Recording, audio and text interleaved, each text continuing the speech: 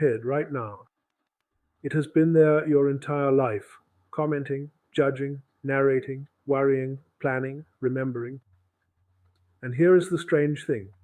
You have always assumed that voice is you, but just now, as you heard those words, as that voice inside repeated them back, added its own commentary, perhaps said, "Yes, that's true," or "I'm not sure about that." Who was the one noticing the voice doing all of that? There is the voice, and there is something that hears it.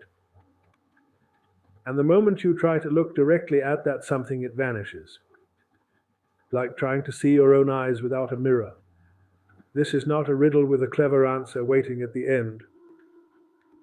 This is an invitation to discover that the question itself, when followed far enough, does something far more interesting than answer itself. It dissolves.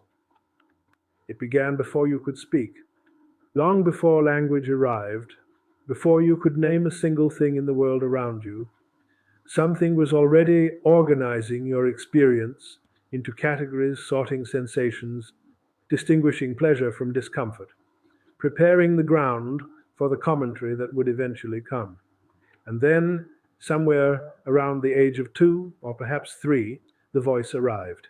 Not gradually, not through some gentle apprenticeship, but all at once, as though a radio had finally found its frequency after years of static. Suddenly there were words for everything, for the warmth of sunlight, for the smell of bread, for the particular texture of your mother's voice when she was worried, and with the words came something else entirely. The narrator who used them. Now, here is what I find genuinely extraordinary about them. Nobody taught you to run a continuous internal commentary on your own existence. Nobody sat you down and said, "Right, from now on, you will evaluate your breakfast before you eat it, rehearse conversations that haven't happened yet, replay arguments that ended 3 years ago with much better responses than the ones you actually gave, and compose, in elaborate detail, speeches you will never deliver to anyone." And yet here you are, doing precisely that, with breathtaking consistency. The voice is running right now, isn't it? It is reading these words back to you in your own particular accent, adding its own commentary, perhaps agreeing, perhaps resisting, perhaps already telling you that it already knows all of this. The voice has opinions about the weather. It has opinions about other people's opinions. It has, most spectacularly, opinions about its own opinions, which means it will argue with itself at 3 in the morning with the same conviction a barrister brings to court. You are, in a very practical sense, never alone. There is always this other presence alongside you, this tireless correspondent, this inner journalist, filing urgent dispatches on the human condition from somewhere just behind your eyes. And most people accept this arrangement so completely, so utterly, without question, that when you suggest the voice might not actually be them, when you suggest there may be a distinction between the commentary and the one who hears it, they look at you as though you have said something faintly dangerous. But there are moments, you know the ones I mean, very early in the morning, before the narrator has properly reported for duty, in the middle of music that bypasses thought entirely and travels straight to somewhere older and quieter inside you, in the pause between one breath and the next, when for just an instant nobody is doing anything at all, in those brief, unremarkable gaps, the voice goes quiet and something notices the quiet. Something that was always there, underneath the noise, witnessing the whole performance from a place that has no address and no name. That something is not loud. It never insists on anything. It simply watches with a patience that has absolutely nothing to do with trying. That is what we are following today. Not the voice, the one that hears it. Try it right now. Try to find the one who is thinking, not the thoughts themselves, those are easy enough to observe, they drift through like clouds across an afternoon sky, but the thinker, the one behind the thoughts, the entity that presumably owns them, generates them, suffers through them at difficult hours, and occasionally takes credit for the brilliant ones. Go ahead, look for it. What happens is rather magnificent if you pay close attention. The moment you turn your attention inward to locate the thinker, you find another thought, a thought about the thinker. And then, if you try to examine that thought, you find yet another thought observing the first one. It is a hall of mirrors that extends in every direction simultaneously, each reflection containing another reflection, none of them ever arriving at the original face. The philosopher David Hume sat down very seriously in the 18th century and attempted precisely this exercise. He reported, with admirable honesty, that whenever he entered most intimately into what he called himself, he always stumbled upon some particular perception or other of heat or cold, light or shade, love or hatred, pain or pleasure. He could never catch himself without a perception, and could never observe anything but the perception. He was, in other words, unable to find the viewer behind the viewing. And this from one of the most rigorous minds in the history of Western philosophy. The Eastern traditions arrived at the same impasse centuries earlier, but they responded to it quite differently. Where Western philosophy tended to feel that if you couldn't find the self, it must be hiding somewhere, more cleverly perhaps, in the soul, perhaps in pure reason, perhaps in some transcendent faculty awaiting discovery, the Buddhist and Hindu sages simply began to question whether the search itself was based on a false premise. What if there is no separate, fixed self to find? Not because you don't exist, that would be absurd. Here you are, undeniably present. But because the thing you have been calling I is not a thing at all. It is a process, a movement, a verb that has been masquerading as a noun for your entire life. You see, we have this curious habit of turning everything into an object. The river becomes the river, a fixed thing with a name, as though it were a statue rather than perpetual motion. The flame becomes the flame, as though it were not simply a continuing process of combustion that has no permanent substance whatsoever. And the self becomes the self, a solid, bounded entity sitting somewhere inside the skull, authoring thoughts, making decisions, persisting unchanged from moment to moment while the world shifts around it. But the eye cannot see itself seeing, the ear cannot hear itself hearing. And the mind here is the beautiful, vertiginous truth of it. The mind cannot stand outside itself to observe itself observing. Every attempt to catch consciousness in the act of being conscious produces not consciousness itself, but only another object of consciousness, another thought, another image, another story about the searcher. This is not a failure of intelligence. It is intelligence discovering its own horizon. Let us go one step further. Because if you followed the last chapter honestly, if you actually sat with the strange loop of trying to find the thinker and finding only more thinking, then you may have noticed a subtle but rather important assumption. Buried inside the original question, the question who speaks inside your head, presupposes that there is someone there to do the speaking. It presupposes a self, a center, a little homunculus sitting somewhere behind the eyes, pulling levers, reading incoming dispatches, composing replies. And that presupposition is precisely what deserves to be examined, not dismissed, not denied, but genuinely, carefully, unflinchingly examined. Here is what happens when you watch your own thoughts without immediately identifying with them. You notice that they arise, uninvited. A thought about what to have for dinner appears in exactly the same way that a sound from the street appears. It simply arrives without asking permission, without announcing itself, without any identifiable point of origin inside your deliberate choosing. You did not decide to think that thought any more than you decided to hear that passing car. The thought simply appeared in the field of your awareness, and then another, and then another, one following the next with the casual inevitability of waves, each one distinct, none of them consulted beforehand. If you were genuinely the author of your thoughts, surely you would know what you were going to think next. But you don't. You never do. The next thought is always, in some fundamental sense, a surprise. Now, the voice in your head will immediately object to this. It will say, no, no, I chose that thought. I was thinking about the problem deliberately. I was in control of that particular train of reasoning. And this objection is itself fascinating, because the thought that says I was in control is also a thought that simply arose. The claim to authorship is itself unauthored. The assertion of the thinker is itself just another appearance in the field of awareness, no more self generated than the thought it claims to have generated. You see the loop. You see how the self keeps bootstrapping itself into existence with each new thought, creating the convincing illusion of a continuous author by simply narrating continuously. A river does not need a riverman to flow. The water moves because that is what water does in these particular conditions.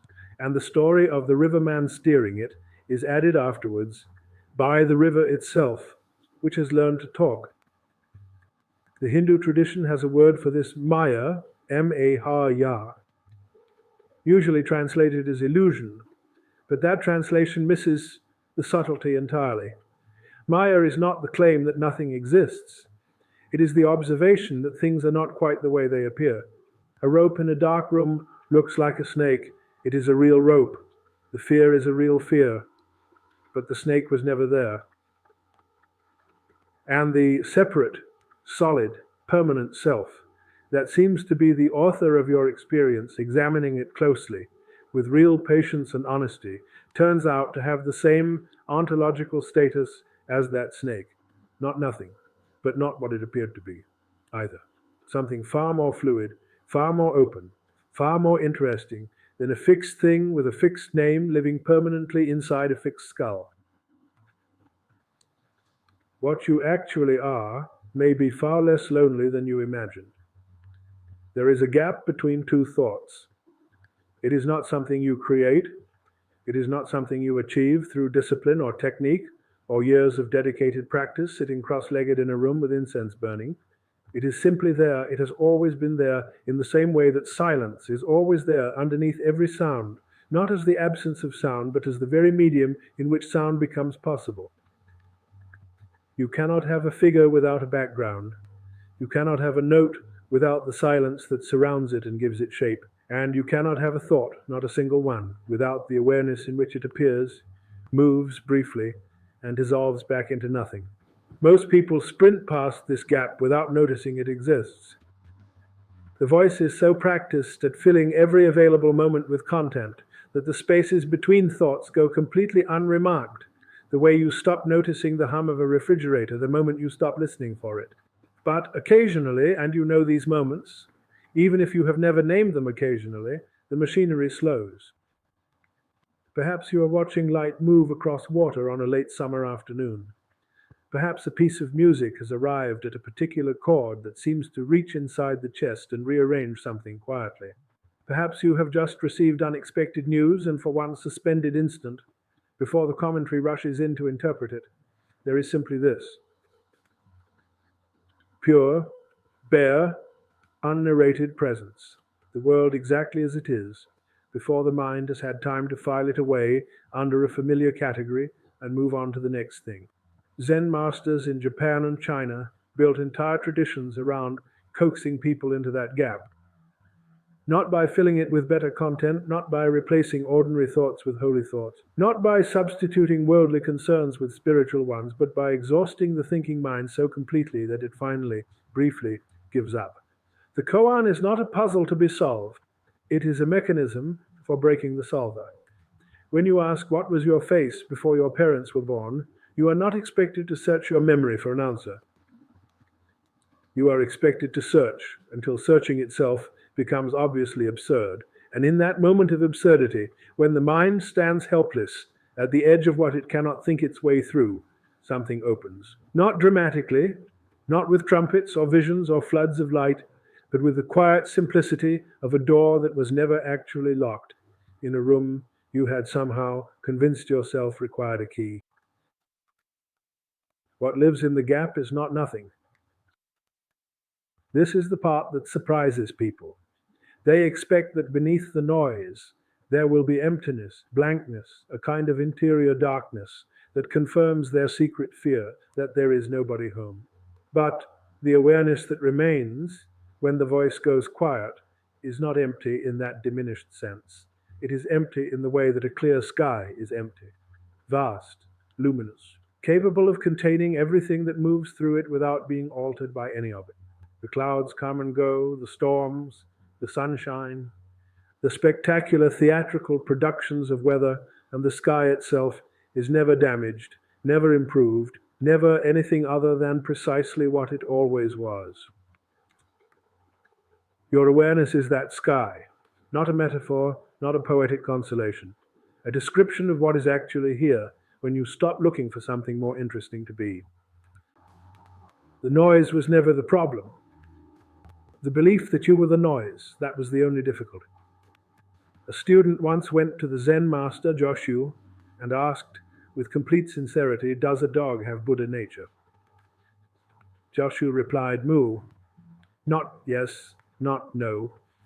Not a philosophical position carefully argued over several paragraphs with supporting references, just mu, which means, depending on how you translate it, nothing, or no thing, or perhaps more precisely, not that. Not the kind of answer the question was designed to receive, not a response that fits inside the box the question built for it. The student was supposed to sit with that mu, sometimes for years, until the question and the answer and the questioner all dissolved together into something that could not be contained in any word at all. This is profoundly unfashionable advice in the modern world. We are extraordinarily committed to the idea that every genuine question deserves a genuine answer, that the correct response to confusion is more information, that the correct response to uncertainty is better analysis, that the correct response to not knowing who you are is to think harder about it.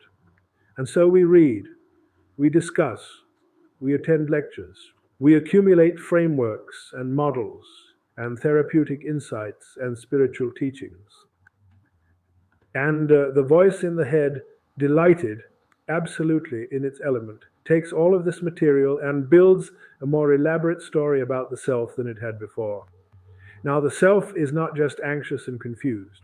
Now, the self is anxious and confused, but also spiritually seeking and philosophically sophisticated and aware of its own patterns, which is somehow supposed to make the whole arrangement more tolerable. You see the problem. You cannot think your way out of a difficulty that thinking created. The Zen masters understood this not as a reason for despair, but as a reason for a very particular kind of laughter. There are recorded moments, and I find these genuinely wonderful, where a student, after years of earnest practice, would suddenly burst out laughing at nothing in particular, not polite laughter, not the civilized chuckle of someone who has understood an amusing point, but real, helpless, slightly undignified laughter at the sheer cosmic absurdity of having spent so long searching for something that was never missing. The 14th century Japanese master, Dogen, wrote that to study the self is to forget the self, and to forget the self is to be enlightened by all things. Which sounds, on first reading, like an instruction. Do this, then this, then this. But it is not an instruction at all. It is a description of what happens naturally when the search is finally abandoned, not through giving up in defeat, but through the dawning recognition that the searcher and the searched for were never two separate things. The answer to who speaks inside your head is not a person. It is not a soul, not an ego, not a higher self, not a lower self, not the brain producing electrochemical narratives, not God speaking through the instrument of your particular nervous system. All of those answers are more thoughts, more content for the voice to incorporate into its ongoing autobiography. The actual answer, the one that cannot be spoken but only lived, is closer to the experience of suddenly noticing that you have been breathing this entire time without once deciding to. That the heart has been beating without consulting you, that the eyes have been seeing without requiring your permission, that there is an enormous, intelligent, ceaselessly creative activity happening in and as what you are, and the voice claiming credit for it is like a wave claiming credit for the ocean. Mu, and here is where the koan performs its final movement. Not a resolution, not a triumphant arrival at the destination that was promised in the first chapter, but something stranger and more generous than resolution, a recognition that the journey itself was happening inside the very thing you were searching for. That the seeking was itself an expression of the awareness you were trying to find. That consciousness was never the object of the search, because it was always, without exception, the one doing the searching. You were looking for your eyes with your eyes. And the comedy of that, the profound, aching, ultimately joyful comedy of that, is the whole story. The ancient Vedantic teachers of India had a formula for this. Tat tavam asi tat tvahm, AHC. Thou art that. You are the very thing you have been seeking. Not as a consolation, not as a poetic encouragement to keep trying, but as a plain, literal, almost shockingly simple statement of fact. The awareness in which all your thoughts arise, in which the voice speaks and is heard, in which your entire life unfolds like a dream in the night. That awareness is not something you have. It is something you are, or more precisely, it is what you are when you stop insisting on being something smaller, something more manageable, something that fits inside a name and a history and a set of opinions about itself. Now, I want to be careful here, because this is where spiritual teachings have a long and distinguished history of going badly wrong. Someone hears, "You are the awareness behind all things," and immediately the voice, resourceful as ever, never missing an opportunity, co-opts the insight entirely. Suddenly there is a self that has achieved enlightenment, a self that now knows it is awareness, a self that feels pleasantly superior to other selves who have not yet discovered what it has discovered. And the whole beautiful opening closes again like a fist. The sky has decided it is a very special sky, superior to all other skies, and requires you to acknowledge this. You will recognize this type. You may even recognize it in yourself on occasion, which is considerably more useful information. The gateless gate, that extraordinary image from the Zen tradition, opens onto no particular landscape. You pass through it and find yourself exactly where you already were. The same hands, the same slightly unreliable knees, the same Tuesday afternoon with its particular quality of light and its particular sounds drifting in through the window. Nothing has changed, and everything is different, in the way that a familiar room looks entirely new when you return to it, after a long absence, not because the room has changed, but because you are, for just this moment, actually seeing it rather than simply recognizing it. That freshness, that quality of genuine contact with the immediate present, is not a spiritual achievement. It is what ordinary experience feels like when the voice stops narrating it long enough for the experience itself to land. You were never lost. The voice convinced you that you were, because the voice needs a problem to solve, a destination to reach, a self to improve, a question to answer. That is its nature, and it is not a bad nature. Language and thought are among the most spectacular things this universe has produced, and the inner narrator, for all its exhausting habits, is also the thing that writes poetry and proves theorems and falls in love and wonders at the stars with an almost unbearable tenderness. But it is not you, or rather it is one of the things you do, not the ground on which the doing happens. The dancer is not the dance, but the dance could not exist without the dancer, and you, whatever you ultimately are, contain both the movement and the stillness, the voice and the silence, the question and the vast, untroubled awareness in which the question floats, unanswered and complete. So, we have followed the question as far as questions can go and arrived somewhere that is not an answer, but perhaps something better, a kind of ease, a willingness to let the voice speak without quite so urgently believing every word it says. Because the voice will continue. It will worry and plan and judge and reminisce and compose its elaborate narratives. That is what voices do. But underneath it, around it, as it, the awareness remains. Steady, unhurried, not achievable, because it was never absent. not a destination, because you have never been anywhere else. The question, who speaks inside your head, has not been answered. It has been lived. And perhaps that is the only honest way to meet a question that was never really a question to begin with, but an invitation to stop, to listen past the voice, to notice, just for a moment, the extraordinary silence of the one who hears.